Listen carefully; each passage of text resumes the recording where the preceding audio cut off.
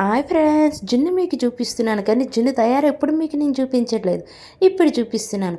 Litre పాలకి 250 grams అనేది పంచదార అనేది యాడ్ చేసుకున్నాను. బాగా కలిపినిచ్చాను. కలిపిన తర్వాత కొద్దిగా యాలక పొడి అనేది వేసేసుకున్నాను. ఎక్కువగా నేను పాయసాలు చేస్తాను దేవుడికి, అందుకని యాలక పొడి కొద్దిగా ఆడిసించుకుంటాను ఎప్పుడూను. అందుకే కొద్దిగా వేసేసుకున్నాను. అదంతా కూడా మనకు టీజాలు ఉంటుంది కదా, ఏ దానిలో ఉడకబెట్టుకోవాలో అందులో ఉడకపెట్టుకున్న దాంట్లోకి వడపెట్టుకున్నాను.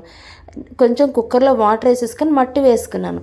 ఆ మట్టిలోన నీరు వేసేసుకొని ఈ జిన్ను ఇప్పుడు ఏ గిన్నెలో మనం పాలు వడబెట్టుకున్నామో ఆ గిన్నె అందులో పెట్టుకున్నాను. దాని మీద మూత పెట్టుకొని పెట్టేసుకున్నాను.